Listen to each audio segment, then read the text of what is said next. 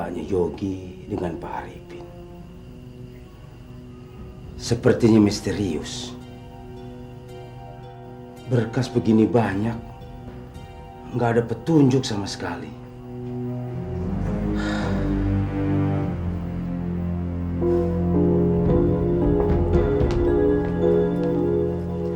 Di sini mungkin ada. Ini saya temukan di dalam lemari pakaian.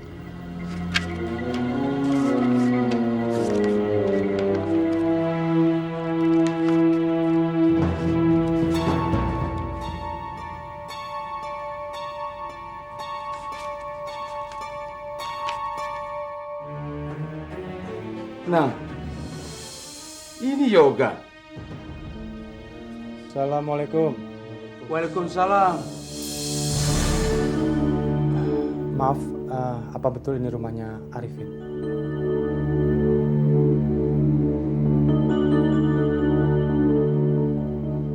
Maaf, kalau saya boleh tahu Anda ini siapa? Saya Yoga.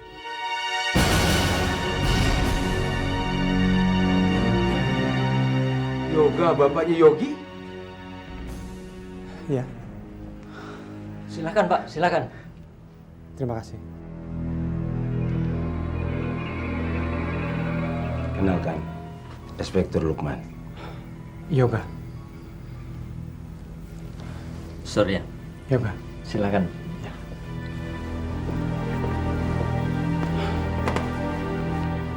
Anda sering ke sini?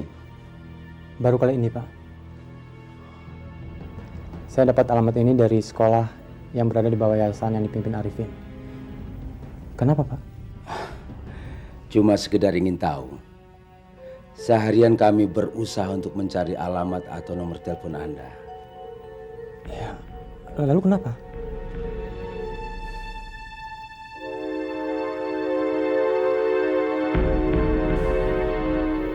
Saudara Arifin meninggal akibat tabrakan tadi pagi.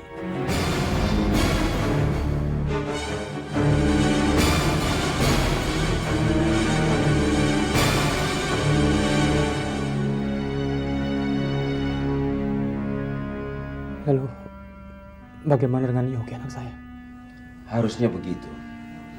Orang yang terakhir melihat Pak Arifin dan Yogi adalah Ibu Cici. Kunci rumah ini juga dititipkan kepada Ibu Cici.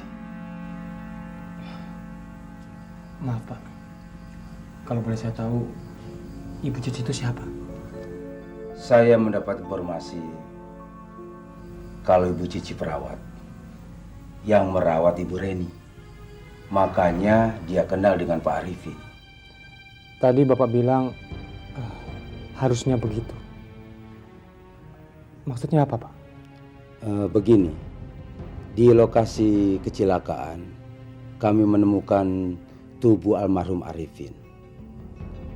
Di mobil yang terbakar, kami menemukan sisa-sisa koper dan ransel yang berisi sisa pakaian anak-anak.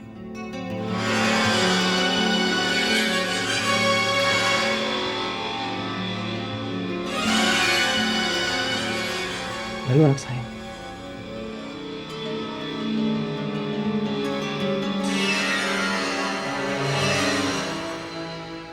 Petugas sudah menyisir seluruh daerah kecelakaan. Tapi anak itu tidak diketemukan.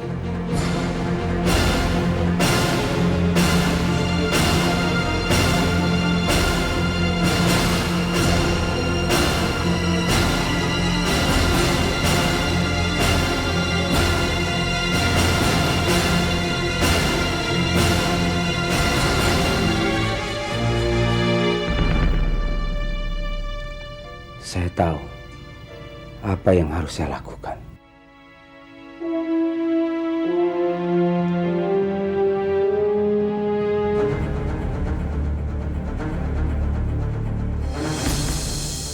Halo, Nata, perintahkan pencarian segera ke semua rumah sakit, puskesmas, tempat praktek dokter umum. Mungkin ada yang menemukan anak itu. Kerahkan sebanyak mungkin personil. Saya tunggu laporannya.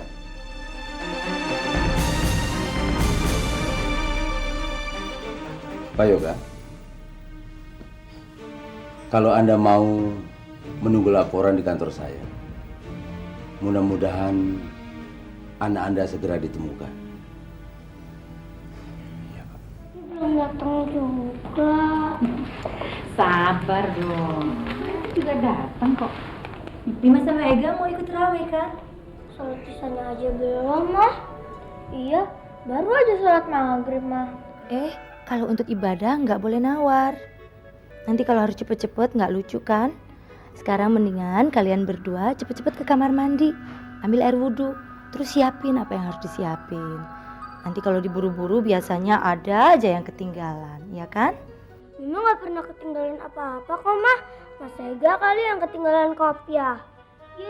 Sendirinya kali ketinggalan kerudung. Sudah. Katanya mau jadi anak yang soleh dan soleha. Masa mamanya ngomong nggak diturutin? Gimana sih? Om bilang juga apa?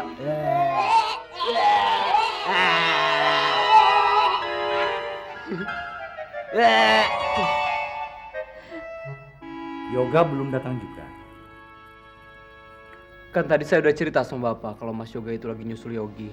Kalau Yoga mau memikirkan kepentingan keluarga ini, harusnya dia biarkan Yogi ikut sama orang yang namanya Arifin itu. Loh, Bapak ini gimana sih? Yogi itu kan anaknya Mas Yoga. Kamu sejak awal Bapak lihat ngotot membela Yoga.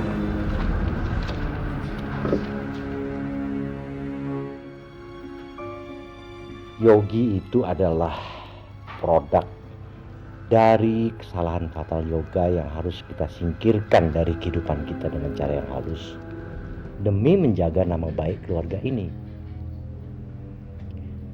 Ya, katakanlah semacam win-win solution. Ada telepon dari Mas Yoga. Dapat.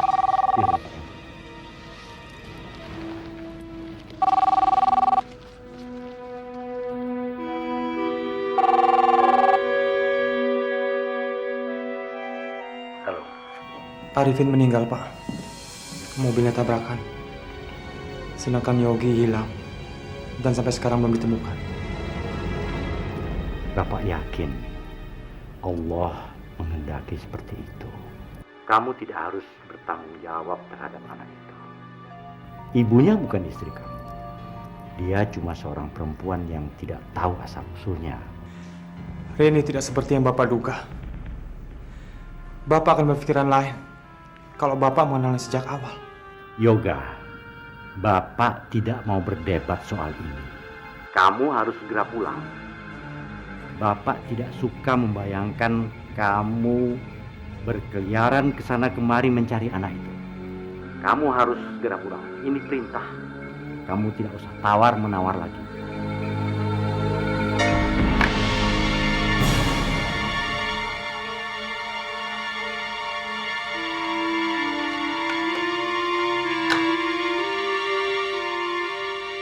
Bapak sudah bicara dengan ibu kamu bahwa seharusnya Bapak menolak dengan tegas waktu Yoga membawa anak itu ke sini. Tapi waktu itu ada pertimbangan lain yang membuat Bapak bersikap lunak. Sekarang Bapak sadar sikap lunak itu salah. Mulai detik ini Bapak harap tidak ada lagi pelanggaran apapun di rumah ini. Pak, saya dan juga Mas Yoga bukan anak-anak lagi. Sudah sepantasnya kami membuat keputusan untuk diri kami masing-masing, Pak. Bicara memang mudah. Tapi kamu lihat, hidup Yoga kacau. Bapak tidak menghendaki ada kekacauan apapun dalam keluarga ini. Tadi pagi ada seorang anak kecil korban kecelakaan yang menghilang dari lokasi kejadian. Dan saya diberi tugas untuk segera mencari anak itu. Ingat yang saya bilang mengenai anak kecil pasien kita tadi. Oh, yang dokter bilang dokter curiga melihat penampilannya. Menurut dokter, dia kelihatannya anak orang punya.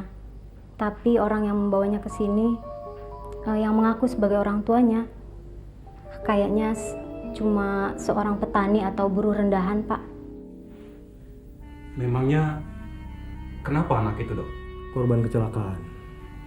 Menurut penjelasan bapak yang tadi mengaku sebagai orang tuanya itu, bahwa anak itu naik beca mau pergi ke sekolah. Lalu becanya diserempet oleh mobil. Ada hal lain yang mencurigakan.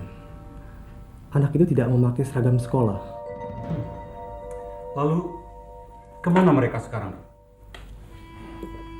Yang mengaku sebagai orang tuanya memaksa untuk membawa pulang anak itu. Setelah saya mengatakan bahwa anak itu ternyata menderita amnesia. Amnesia? Waktu saya tes dan setelah dia sadar, dia sudah tidak ingat apa-apa lagi, termasuk namanya. Saya duga dia mengalami amnesia ringan, mungkin akibat mental shock. Seharusnya anak itu dibawa ke rumah sakit besar, tapi yang mengaku sebagai orang tuanya tidak mempunyai uang. Apa dokter punya alamat mereka? Saya hanya bisa berkonsentrasi kepada pasien, jadi tidak terpikir oleh saya untuk menanyakan di mana alamatnya atau menelpon polisi. Sayang sekali. Lalu apa dokter tahu mereka pulang naik apa? Dokter bilang apa? Lalu? Nah, sudah pulang saja. Ya.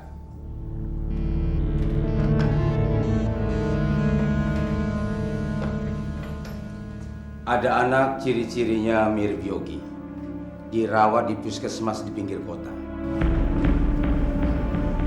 Di mana alamatnya, Pak? Tapi baru saja dibawa pulang yang mengaku orang tuanya. Menurut pihak puskesmas, tidak tahu alamat orang itu.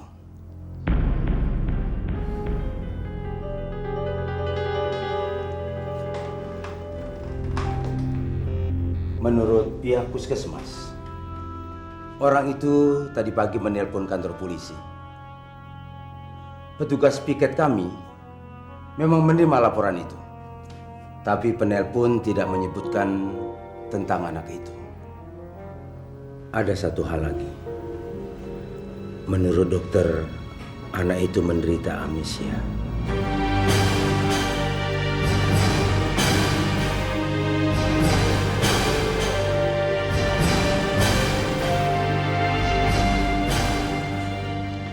Memang ini sangat berat buat Anda.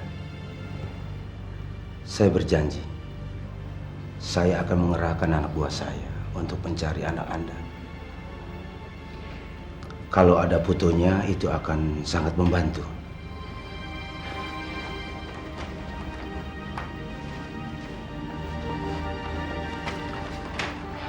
Ini fotonya. Dan ini alamat saya. Ya, terima kasih. Saya harus kembali ke Jakarta sekarang. Ya. Kalau ada perkembangan nanti saya beritahu. Terima kasih, Pak.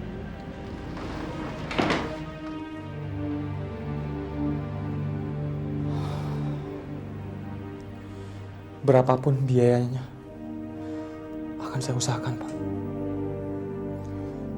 Tapi tolong, cari anak saya sampai dia bisa ditemukan. Saya nggak bisa memaafkan diri saya kalau sampai terjadi sesuatu dengan anak saya.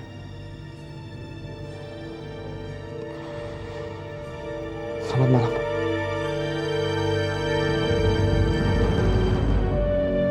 Assalamualaikum. Waalaikumsalam. Aduh akang teh naik apa? Tadinya naik beca di dekat pasar bannya kempes. Terus akang jalan kaki? Untungnya akang dapat tumpangan delman yang mau pulang. Akang turun dekat jembatan terus jalan kaki.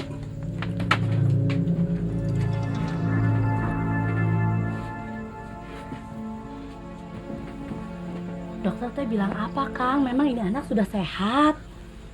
anak ini teh sudah sehat, tapi dia nggak ingat apa-apa. Dia juga nggak tahu namanya. Terus kenapa atau dibawa pulang, Kang?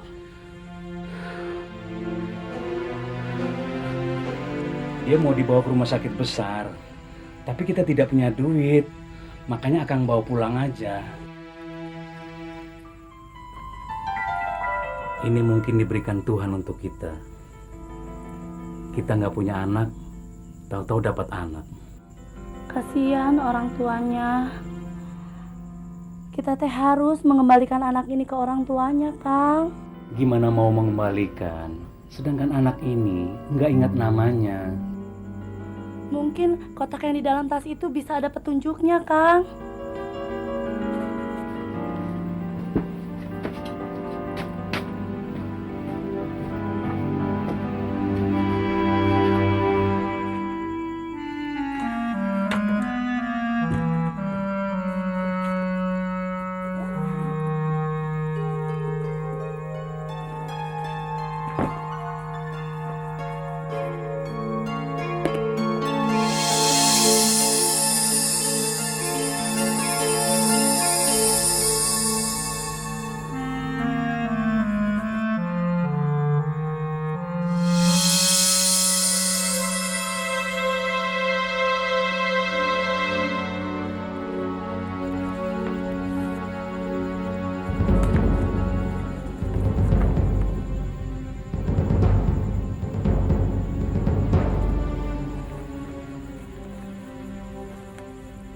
Tidak ada petunjuk.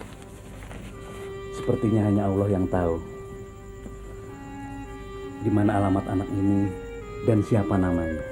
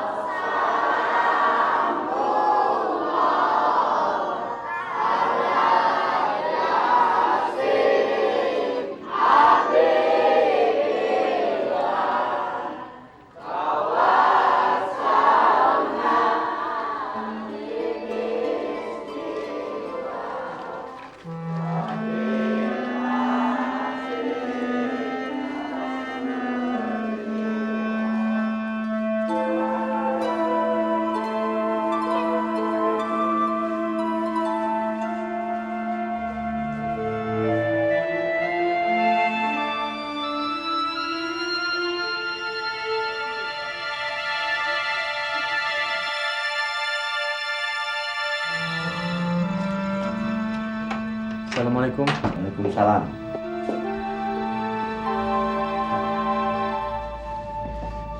Saya ke dalam dulu Pak, mau istirahat. Yoga. Anak itu sudah ditemukan. Belum Pak. Tapi Inspektur Lukman bilang dia akan memberi kabar kalau sudah ditemukan. Yoga, demi kebaikan semua dan keputusan ini ibu kamu sudah tahu. Bapak memutuskan supaya anak itu dimasukkan ke panti asuhan.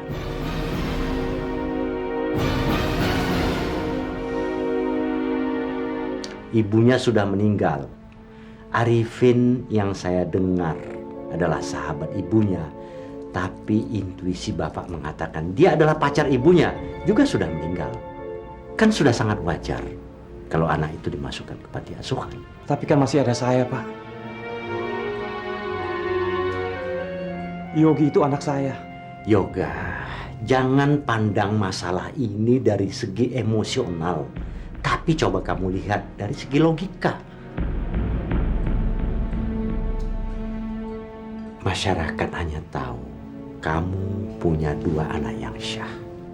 Sangat tidak adil bagi mereka untuk memikul pertanyaan masyarakat tentang saudara tirinya yang ibunya tidak tentu asal-usulnya. Reni itu anak baik-baik Pak. Kenapa sih Mas? Mas nggak bicara jujur aja ke Bapak? Ngomongin semuanya ke Bapak. Kalau dulunya Mbak Reni itu adalah pacar Mas. Dan Mas sangat mencintai dia. Mas bahkan berjanji untuk menikahi dia, Mas. Tapi Mas membatalkan janji itu secara sepihak demi kepatuhan Mas kepada Bapak yang telah memilihkan jodoh untuk Mas. Bapak lebih rela menghancurkan hati Mas dan Mbak Reni demi mempertahankan janji-janjinya dengan orang tuanya Mbak Sinta. Rio, jangan ikut campur. Ini urusan Bapak sama Yoga. Semua tindakan dan ucapan Bapak terhadap salah satu dari kami selalu ada kaitannya bagi seluruh keluarga ini, Pak. Karena kami semua harus tunduk pada apapun yang Bapak bilang, tanpa ada yang memiliki keberanian untuk menyampaikan sikap. Merasa Bapak orang yang paling benar, tanpa Bapak sadari, menjadikan Bapak seperti diktator. Dan menjatuhkan kami seperti hamba sahaya. Apa yang merasuk di pikiran kamu?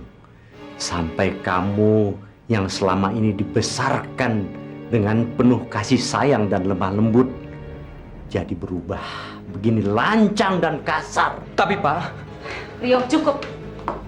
Cukup.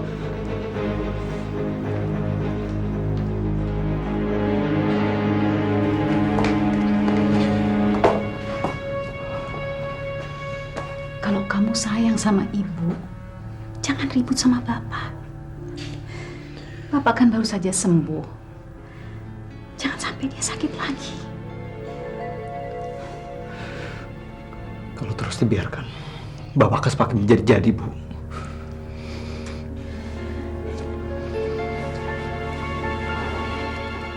Kamu sayang sama ibu.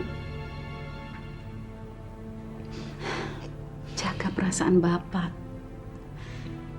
Jangan sampai terjadi sesuatu yang tidak kita inginkan.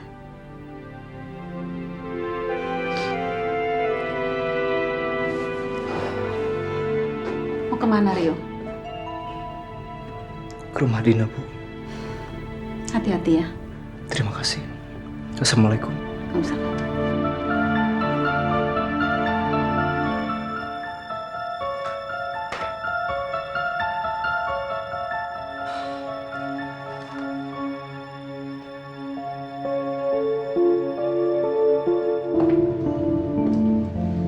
Bapak tadi sudah banyak bicara.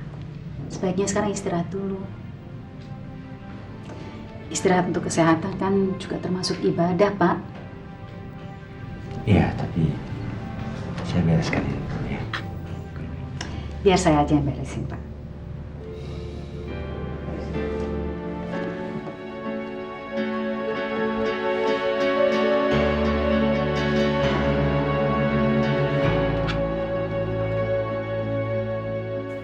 Sudahlah, Pak.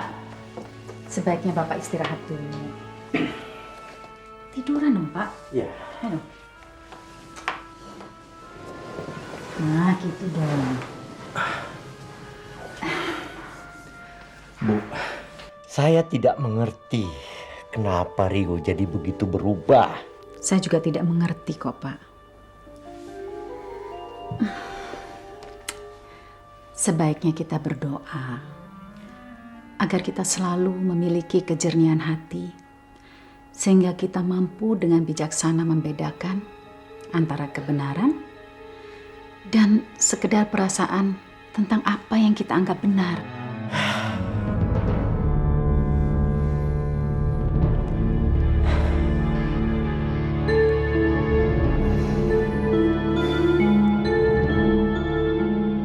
Saya tahu kamu tidak menyukai kehadiran Yogi di sini.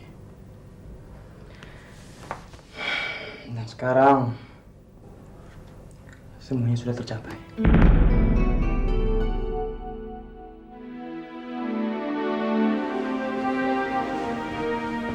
Teganya kamu menuduh saya dengan tuduhan yang sekejam itu.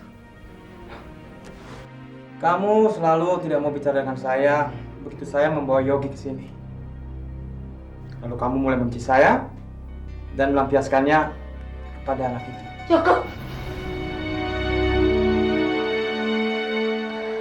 Astagfirullahaladzim. Ya Allah. Teganya kamu melemparkan tuduhan yang sekejam itu pada saya, Mas. Terus terang, saya memang sudah tertekan semenjak kamu membawa anak itu ke rumah ini. Saya berjuang mati-matian untuk melawan kebencian dan amarah dalam batin saya. Dan saya mencoba untuk menerima kenyataan ini dengan hati dan batin yang terbakar, Mas. Tapi saya tidak seburuk yang kamu kira. Itu kan kata kamu. Iya, memang itulah kata-kata saya.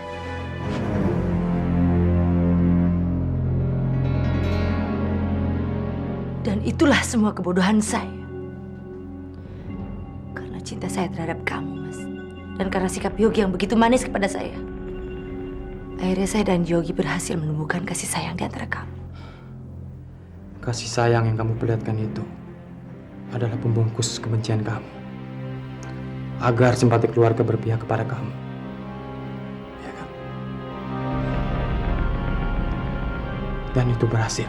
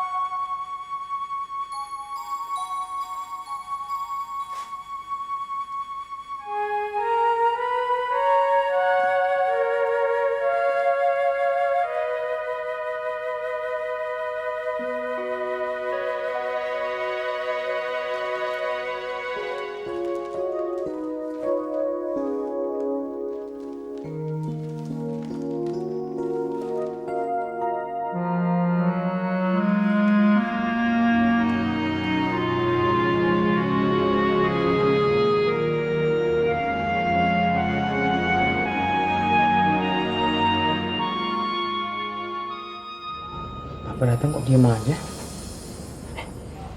Papa datang mau jemput kamu. Papa tahu Yogi sedih. Karena Yogi mau ninggalin Mama. Iya. Bukan. Yogi sedih bukan ingin ninggalin Mama. Tapi Yogi sedih karena Mama akan ninggalin Yogi. Mama bukan yang mau ninggalin Yogi. Mama mesti masuk rumah sakit supaya cepat sembuh. Mama akan meninggal kan, Pak? Mama nggak akan sembuh. Siapa yang bilang? Teman-teman Yogi. Teman-teman Yogi itu kan masih anak-anak. Mereka nggak tahu apa-apa. Mereka tahu dari mamanya. Kata mamanya, penyakit kanker itu nggak akan sembuh. Nggak semuanya begitu. Teman Papa ada yang sakit kanker. Tapi buktinya sampai sekarang sehat walafiat. Papa bohong.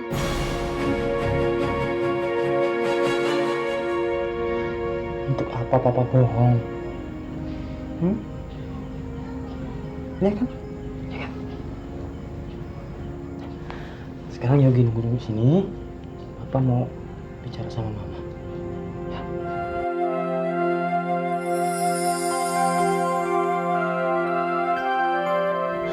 Minta maaf lagi sama saya.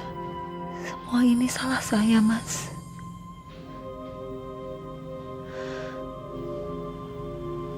Saya terlalu nekat untuk bisa mempertahankan cinta saya kepada Mas. Saya harusnya menikah dengan kamu. Karena saya mencintai kamu. Mas, semua itu hanya ada dalam impian kita. Tapi dalam kehidupan nyata, Mas tidak pernah menikahi saya.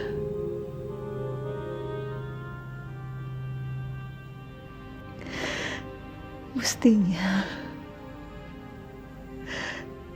saya harus tahu diri dan sadar kalau sampai kapanpun juga akan pernah bisa memiliki Mas Yoga seutuhnya.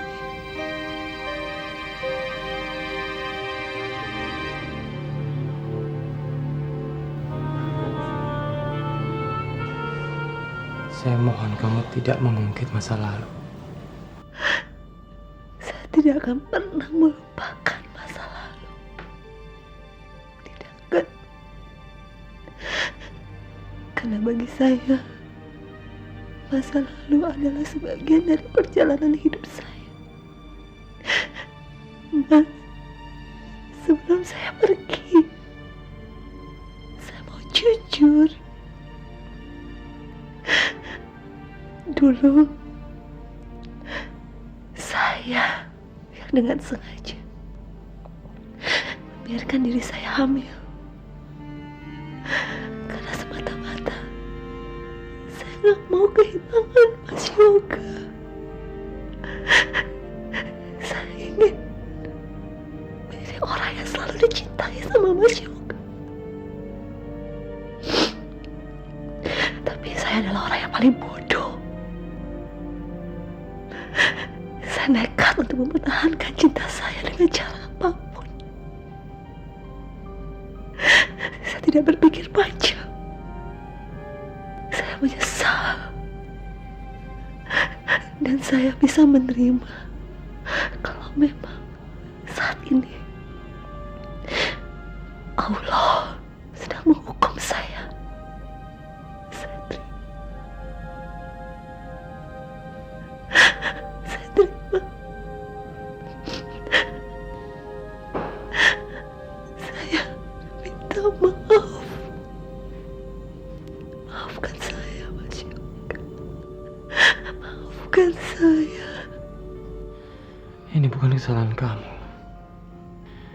tapi kesalahan kita. Seharusnya saya punya pendirian yang kuat seperti Rio. Punya keberanian untuk berpegang pada keyakinan atas pilihan hidupnya.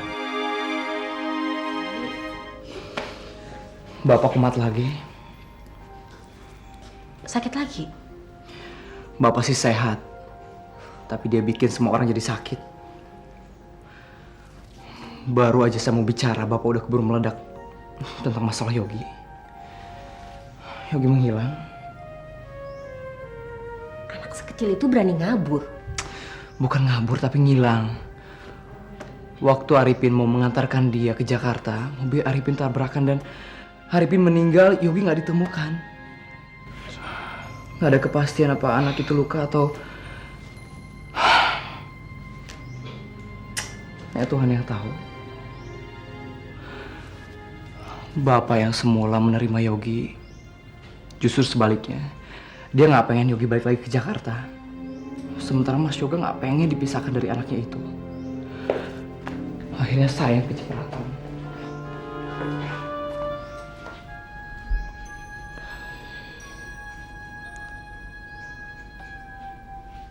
Saya ikut simpati atas hilangnya Yogi ya sayang ya. Emang sih saya baru ketemu sekali sama dia, tapi kelihatannya anak itu cerdas banget ya. Tabah. Kelihatannya dia juga ngerti banget keadaan orang tuanya. Saya kesini bukan mau membicarakan masalah Yogi, tapi tentang kita.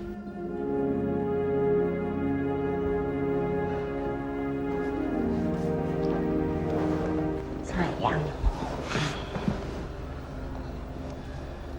Tahu nggak? Penundaan demi penundaan pembicaraan kamu sama papa kamu soal kita udah bukan masalah lagi buat aku. Aku percaya kok sama kamu. Dan aku yakin, seyakin-yakinnya kamu udah berusaha, ya kan? Dan kalau usaha itu belum berhasil, ya berarti itu kehendak yang di atas. Kita mau gimana lagi? Oh, Bang. Bingung ya ngeliat aku? Biasanya aku paling ledak-ledakan kalau soal ini, tapi sekarang kayak petasan kena air. Bingung. Ya setelah aku puasa, aku dengerin nasihat kamu, Kayaknya bulan Ramadan kali ini bawa berkah deh buat aku, sayang. Aku lihat keteguhan sikap beragama keluarga kamu, terus aku lihat khotbah-khotbah di TV, terus yang paling penting aku lihat perubahan drastis papi soal agama. Dia udah mulai puasa, dia udah mulai sholat. Kayaknya aku nyerocos mulu ya. Kamu minum nggak? Ya udah. Ya gitu deh sayang. Sekarang aku nemuin kedamaian dan aku nemuin keyakinan kalau memang Allah lah yang maha menentukan. Dan kalau memang Allah sudah mengikat kita dengan benang emas perjodohan, siapapun orangnya di muka bumi ini termasuk papa kamu, saya yakin gak akan bisa mutusin itu. Ketawa sih. Saya jadi pengen ngetawain diri saya sendiri. Dulunya saya ngajak-ngajak kamu untuk kembali lagi ke jalan Allah. Tapi sekarang kayaknya kamu yang ngajarin saya. Hidup kan berubah sayang. Manusia juga belajar. Boleh dong aku juga ikut-ikutan. Aku kan juga manusia. Tapi ngomong-ngomong mendingan kamu biarin aja deh papa kamu nyelesain masalahnya sama Mas Yoga. Ya. Kamu takwa aja. Kamu pernah dengar nggak kisah seorang pengelana di gurun pasir? Dia naik onta, dia datang ke masjid untuk sholat. Belum? Ya, orang itu turun dari ontanya, dia langsung masuk ke masjid. Rasul menegurnya, kenapa onta kamu tidak kamu ikat dulu sebelum kamu masuk ke sini? Lalu orang itu menjawab, saya ini adalah orang yang bertakwa ya Rasul. Saya yakin kalau Allah menghendaki onta itu lari, maka onta itu akan lari. Dan saya juga yakin kalau Allah menghendaki onta itu tetap menjadi milik saya, onta itu gak akan kemana-mana. Kamu tahu gak Rasul jawab apa? Kamu ikat dulu onta kamu itu, baru sesudah itu kamu bisa bertakwa. Pada dasarnya setiap manusia dituntut untuk berusaha semaksimal mungkin menyelesaikan setiap masalahnya. Tapi kalau dalam usaha kita mengalami kegagalan, ya kita serahkan semuanya pada Allah. Karena penyelesaiannya sudah menjadi hak Allah. Itu baru namanya takwa.